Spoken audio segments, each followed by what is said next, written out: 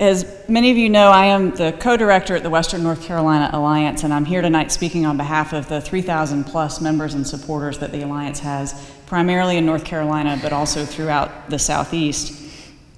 For over 30 years, the Alliance has been a trusted community partner, marshaling grassroots support to keep our forests healthy, our air and water clean, and our communities vibrant. We also, as of last year, are a proud member of the Asheville Beyond Coal campaign, which a number of groups represented in this room launched to try to retire our region's only coal-fired power plant and move us more fully to clean energy. We support the EPA's proposed rule, and because we see the effects of climate change in all of the work that we do. And tonight, I want to focus my comments on the things that we see and speak to the need to act now, both on current plants and future plants, by sharing with you some of the things that we see. So the first thing that we see is the risk of extinction of mid to high level elevation wildlife species. Many of you know that Western North Carolina is an international biodiversity hotspot, and one of the reasons for that is that our mountains are a refuge for plants and animals requiring cold, temperate to near boreal habitats. These species are on the southern end of their range, and as the climate becomes both more variable and warmer, species such as red spruce, Fraser fir, ruffed grouse, Carolina black-capped chickadee, and many other upper elevation species are expected to decline or become extinct. Unmitigated climate change will have consequences ranging from negative to disastrous for literally hundreds of native species. Second is potential loss of trout habitat. Unmitigated climate change would also lead to the loss of between 53% and 97% of the southern Appalachian brook trout population, which is already a fairly threatened population.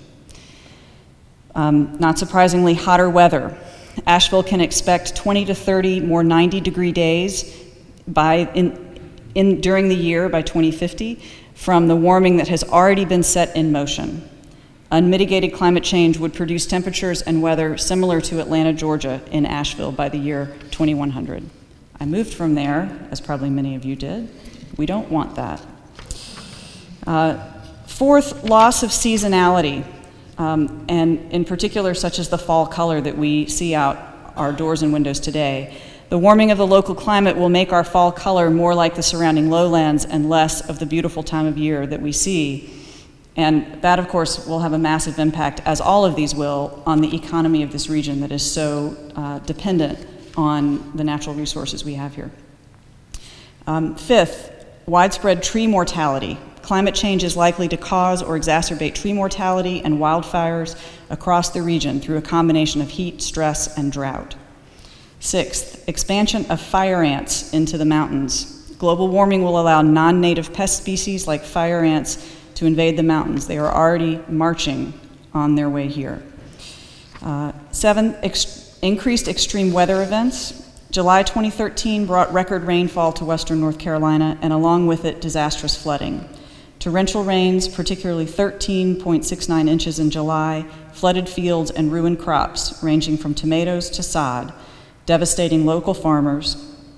Henderson County alone tallied $42.8 million in crop losses.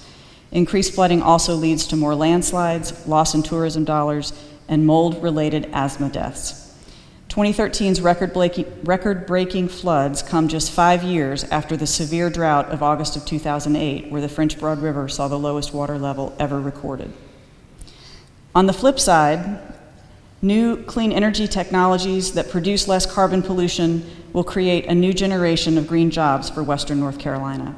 North Carolina's solar industry North Carolina's renewable energy portfolio is responsible for more than 15,000 jobs since 2007. Western North Carolina is a hub of renewable energy already, and the state has a strong solar manufacturing sector. Taking action to reduce the carbon pollution responsible for climate change, such as increasing investment in renewable energy and energy efficiency, will create jobs and a more resilient economy for Western North Carolina. So as in closing, I will just say that climate change is real, it is here, and it is impacting us in Western North Carolina just as it is people all across the globe. We applaud EPA for this important step, and again, we look forward to the next set of rules that will address existing plants and get us even farther down the road. Thank you.